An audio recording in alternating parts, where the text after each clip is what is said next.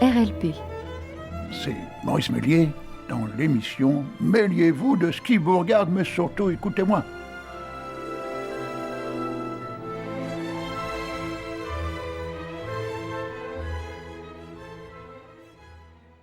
Chers amis, bonjour.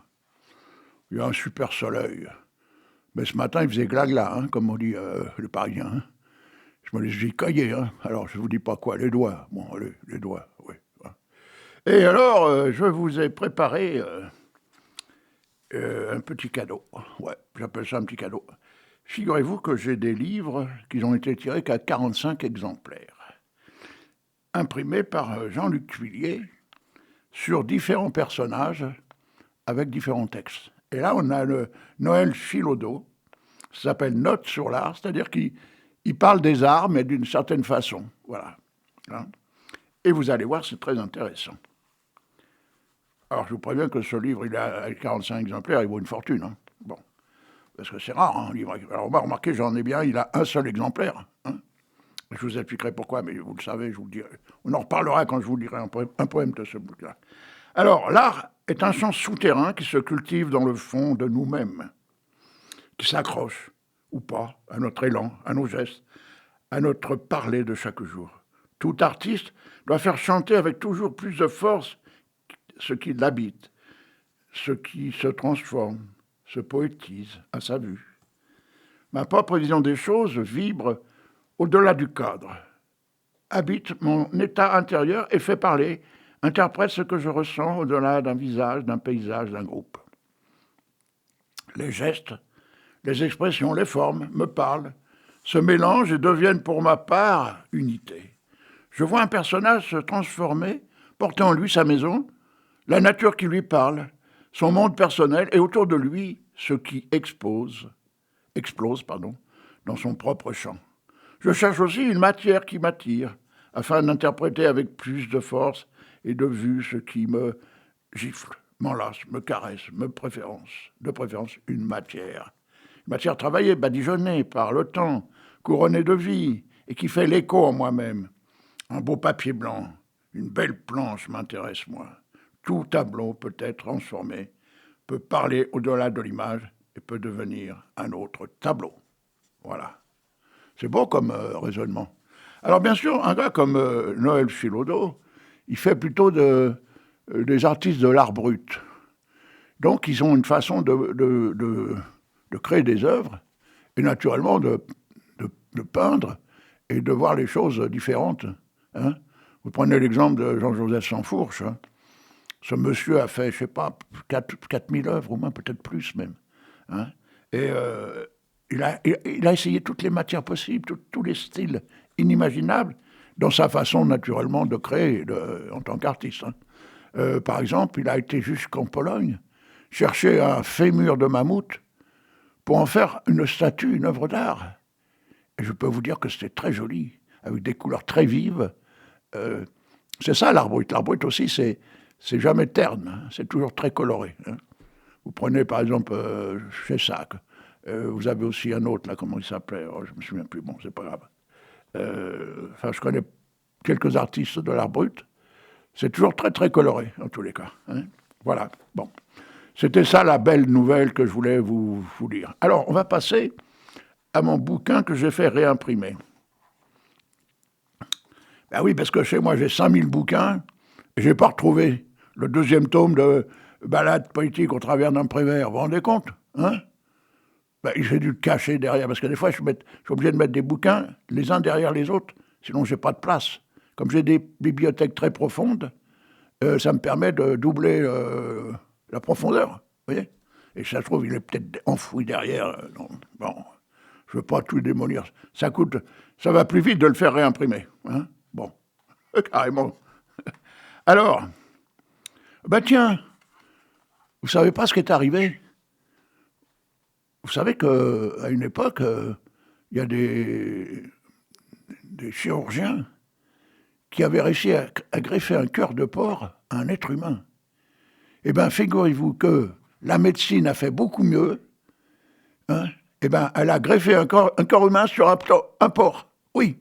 Et je vais vous dire, alors, le porcin greffé. Oui. Alors, attendez que je vous dise. C'était en 2022. Hein, et je l'ai écrit à 1h46 du matin. Voilà. Ben oui, j'avais entendu, j'écoutais la radio à ce temps-là, parce que aux informations de 1h du matin, c'est là qu'on a donné la nouvelle. Hein. Alors j'étais comme un porc greffé, moi. Je me gavais de rêves avec quelques pointes de cauchemar pour m'évader de ces nuits monotones faites de vide et de rien. Parfois, des bribes d'atrocités prenaient le dessus au détriment des rêves merveilleux en étouffant cette sérénité et ces belles envolées. Il me fallait faire des efforts pour chasser le mal pendant ces longues périodes allongées. Un jour, enfin en pleine nuit, vers minuit et quelques secondes, un rêve beau et fantastique comme un cochon greffé arriva en grognant de plaisir.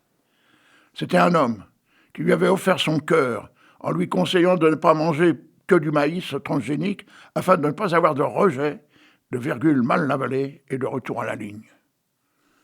Faites attention à ça. Bon. Parce que même si on vous greffe un cœur de porc, faites attention. Hein. Parce qu'il y a des lardons. Hein.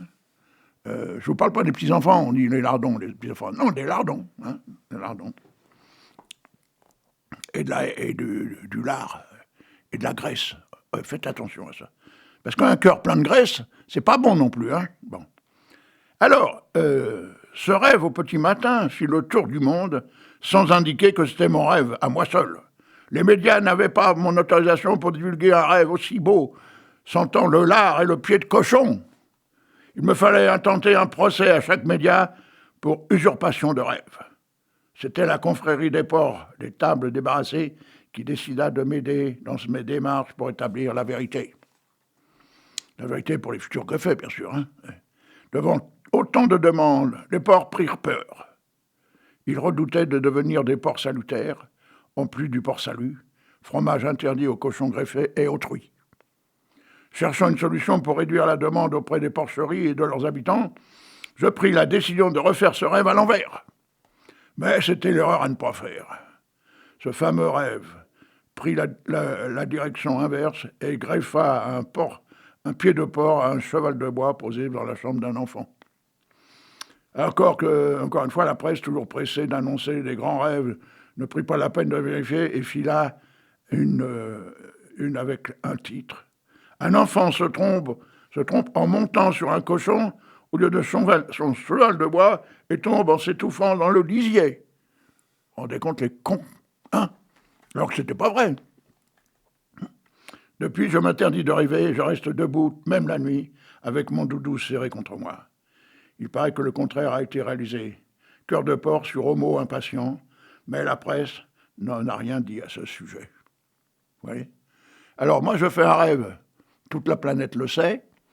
Là, il y a une vérité, c'est-à-dire qu'un cœur de porc sur un être humain, et la presse n'en parle pas. C'est pas normal, ça. Hein ? Ils me prennent pour qui ? Pour un porc ? Ben non. C'est pas moi le porc, c'est moi qui ai rêvé du porc. Hein ? Voilà. Vous voyez comme quoi on peut faire des rêves à la con. Hein. Oh. D'ailleurs, moi, je fais que des rêves à la con, c'est bien simple. C'est même pas des cauchemars. Je me réveille le matin, si je me rappelle, parce que je ne me rappelle pas toujours, je me dis, mais pourquoi tu as rêvé ça ? Qui, dans la journée d'avant, t'a permis d'avoir cette idée-là ? L'autre jour, je me coiffais, alors c'est encore un rêve, hein, bien sûr, hein, parce que... Et tous mes cheveux venaient avec.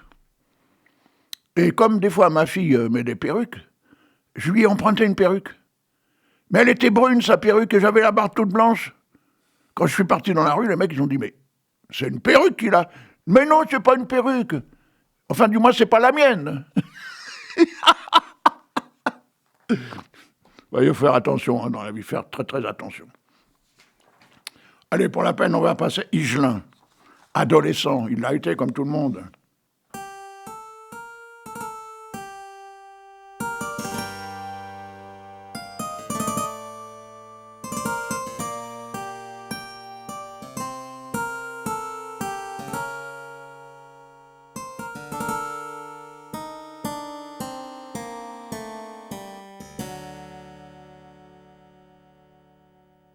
Adolescent qui tend l'oreille divagations de ton fou. J'aimerais parfois les nuits de veille t'offrir un siège au fond de mon trou.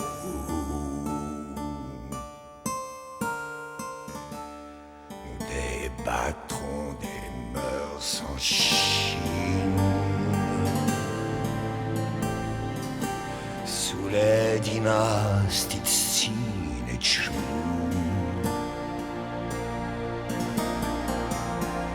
Tout en dégustant la strychnine, préparé par mon loup-garou.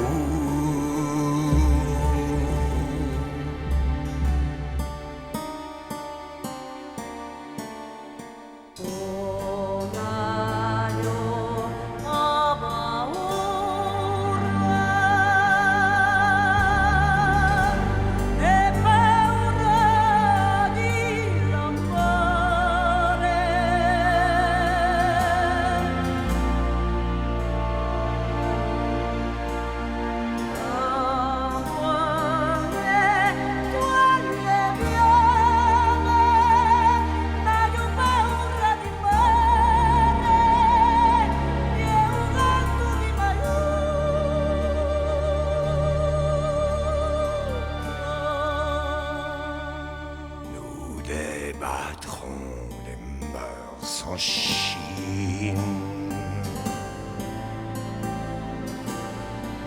sous les dynasties de Sin et de Chou.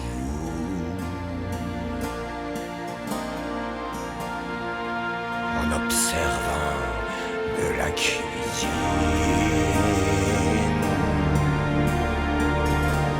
le détalement strident des rats. Quand ils se voient la première fois,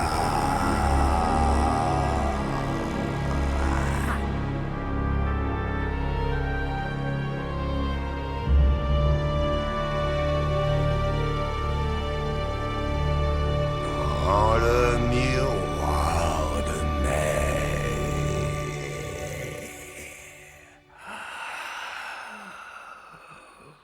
Revan.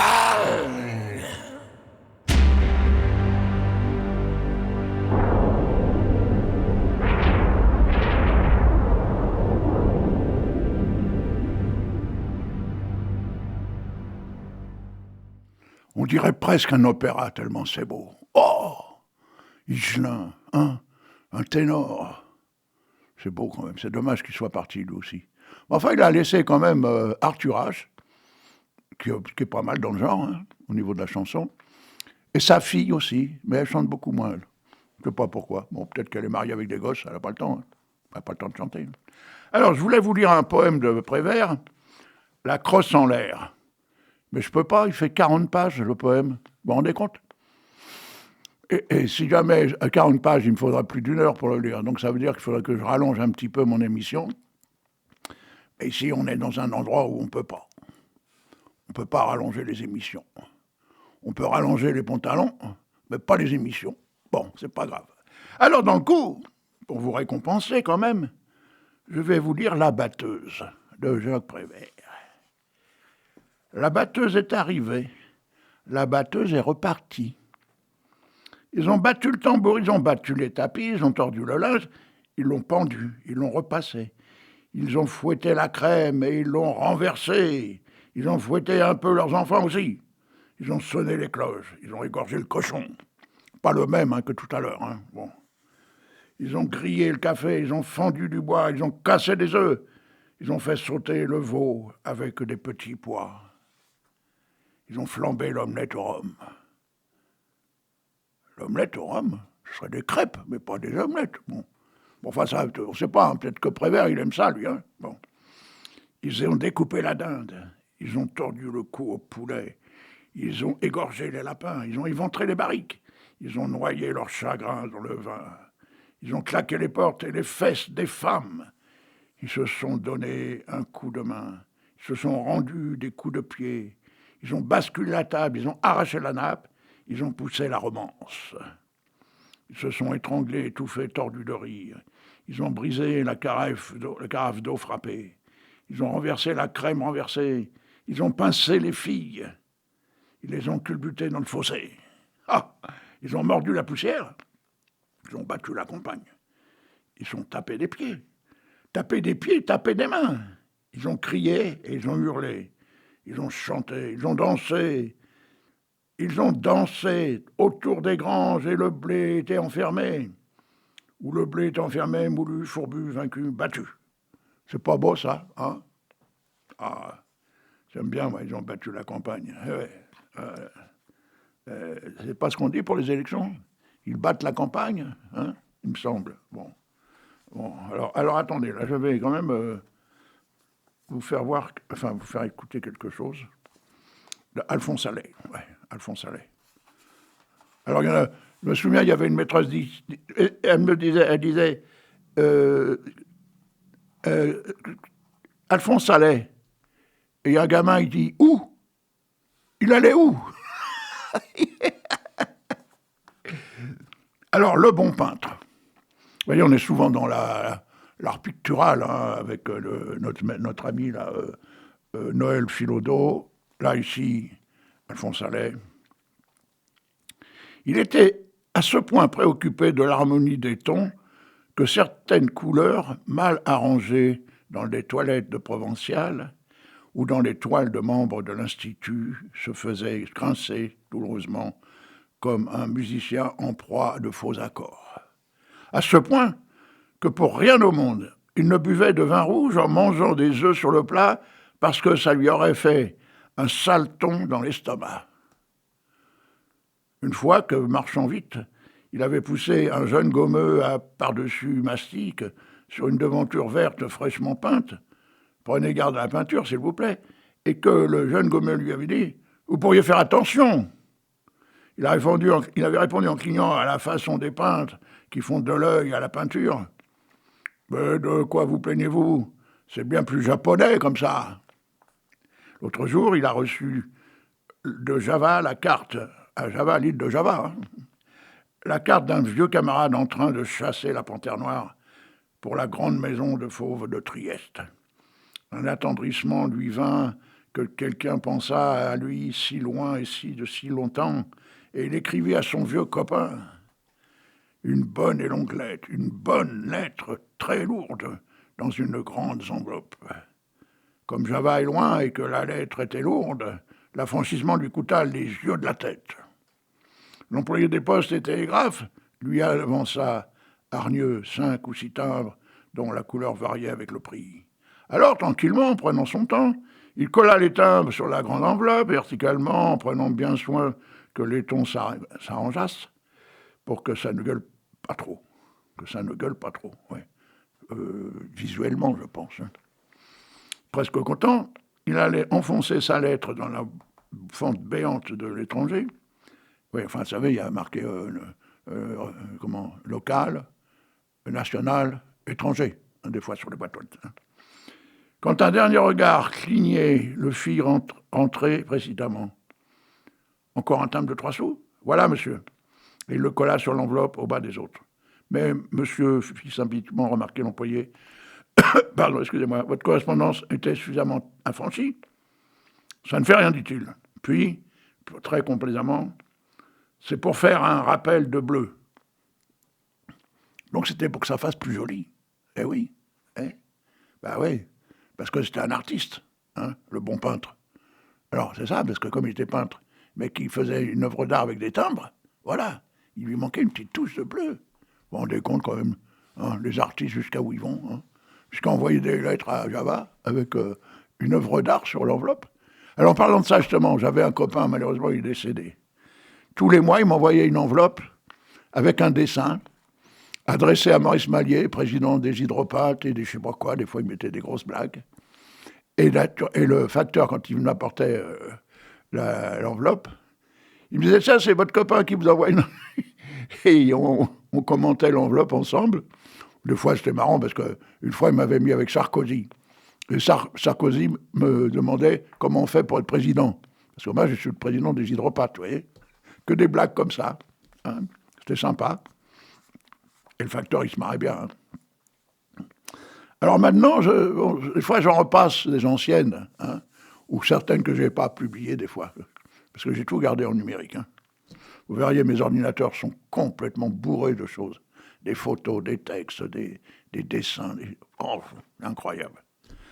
Vous savez, je fais collection de ceux qui ont copié la Joconde, qui ont fait des trucs avec la Joconde. Vous savez combien j'ai déjà récupéré de copies? 5000. J'ai 5000 Jocondes différentes, que les gens ont pastiché. Il y en a une, par exemple, elle est complètement bourrée avec son verre à la main, elle a les yeux hagards. Putain, si Léonard de Vinci revenait, il pourrait l'engueuler, hein, je peux vous le dire. Hein. D'ailleurs, il pourrait engueuler peut-être d'ailleurs tous les cons qui l'ont plagié, et puis toutes les Jocondes également. Hein, parce qu'elles se sont laissées faire, quelque part, par le plagiat. Hein. Alors, c'est pas le plagieur. Le plagieur, c'est sur les plages. Hein. Mais non, mais c'était plagiat, ouais. Par Piazza. Vous savez, le fameux gars là, qui s'est fait entrôler, là. Il vendait des appartements, il avait une émission Piazza. Hein. C'est pas non, c'est plagiat. Bon, hein. Quoi, qu'est-ce que tu dis, Edwige? On dit pas plagiat? Alors comment on dit? Il dit copie? Mais non, copie. Imitation? Peut-être, mais bon, pour moi, c'est un plagiat, bon. Hein. C'est un plagiat. D'abord, le mot plagiat, il fait un peu italien, hein, tu vois. Plagiat, la plagiat, tu vois. Et au final, Léonard de Vinci et sa petite copine, la Joconde, ils étaient en Italie. Hein. C'est François Ier qui a fait venir Léonard de Vinci en France, hein, au château de, je ne sais plus quoi, le beau château, un des plus beaux châteaux de la Loire. Hein. Ben oui, mais toi, tu ne savais pas ça. Tu n'as pas appris ça dans ton histoire de France?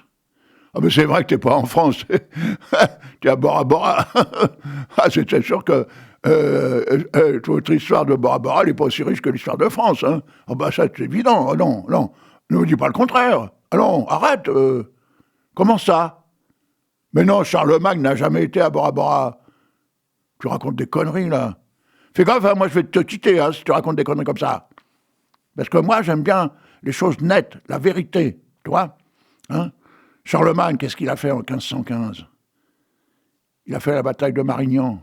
Ben oui, tu le savais pas, c'est normal que tu le savais pas. Allons, tu restes là sur ta petite île, là, hein, à compter les fleurs, hein, à te mettre des fleurs dans les cheveux, et tu te mets des paréos en couleur, hein.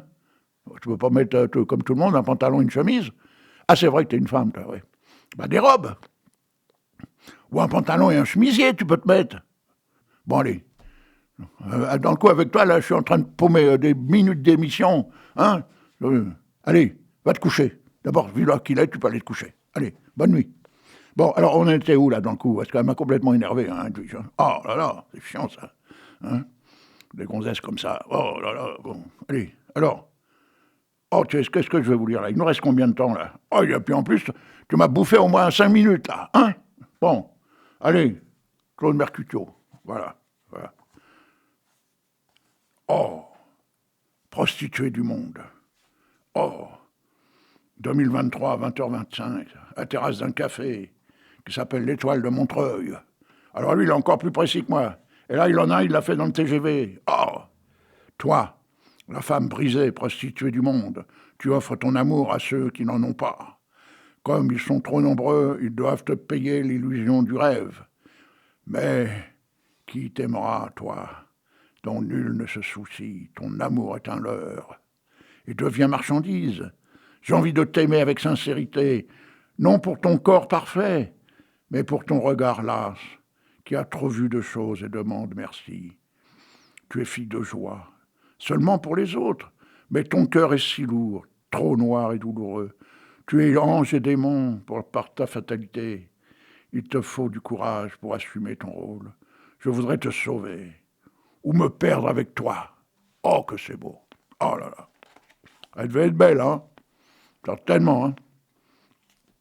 Bon, après tout, qu'est-ce que je vais vous dire, hein. Allez, tiens, un petit Daniel Malbranc, hein, vous connaissez Malbranc quand même, hein? Ah oui, vous le connaissez, c'est un copain de... C'est un copain de poésie, on va dire. Il fait partie des hydropathes. Allez, tiens, l'irréel. Alors, il l'écrit en un seul mot, hein. Alors, L, Y, et le mot réel, comme ça s'écrit. Hein. De même que la chatière est faite pour les chats, n'y a-t-il point, Morgane, de fatière pour les fées? Dans la haie des lauriers, quand le regard émerveillé s'habitue, voir Morgane, cette porte vermoulue et tout entrebâillée et bleue, de cet azur réel, non, irréel, pardon, qui porte à rêver à d'innombrables cohortes des elfes et compagnie, virevoltant parmi des idées belles, au son des lyres idéels. Est-ce ce reflet qui laisse paraître, ou effet d'optique, autorisant l'infini paysage, vers des autres mondes inspirés et inconnus? Il y fait tant doux, d'onirique solfège, comme l'on dirait, tant d'arpèges, tant de neige, tant beige, tant de sortilèges. Écoute, Morgane, écoute. Tout s'y renverse, les chats font tâche, les chiens nichent, les blattes à table, des blatères et l'aval se dévalent, autant qu'un piano pianissimo. Oh, Gorman, ah oui, là il a complètement bafouillé, hein, Gorman, suit la sente anisée, puis la pente alisée, qui fleurbon les catères, vois comme les herbes à mesure grandissent, et déjà au-dessus de ta tête volent les akènes, voltigent les aigrettes. Le ciel est mauve, s'emplit d'ombres nuages, souple et multiples visages, s'épanouissant soudain en long Cyrus puis Stratus. Vois le grand sourire dans les rues qui disparaît, dans les nus, pardon, qui disparaît, sous les mus, non, les nus. Ah, il nous emmerde avec les nus. Bon, parce qu'elle peut faire aussi sa mue, hein, Morgane. Alors, sous les nus, ton pas est mystérieux, silencieuse ta semelle. Pas ta femelle, hein, la semelle. Sur la pelouse douce, comme un chamallow, tes pieds deviennent chenilles et le temps chewing-gum, expansif aux bulles qui pétillent. Saute, tressaute, attrape les ballons indolents, à la si fine joie comme soie sur la joue. Déjoue-toi des lourdeurs de jour en jour, te laissant pique plomb, libère ton cœur de sirène et belle justice devient chaton de laine. Voilà. Je ne vous lis pas la suite parce qu'il y en a encore. C'est un peu comme Prévert avec 40 pages. Hein. Mais ils sont cons, ces poètes-là, de faire... Et dans le coup, on me fait signe que l'émission est finie. Merde, je viens juste de commencer. Oh, je vais me plaindre à la direction. Ah, non, ça ne peut pas durer. Mais ça, c'est à cause de toi, Edwige. Hein. Tu m'as piqué 5 minutes de mon émission, là, à des conneries. Bon, allez, chers amis, tant pis pour vous. Je m'en vais, le cœur triste. Mais, quelque part, je vous aime.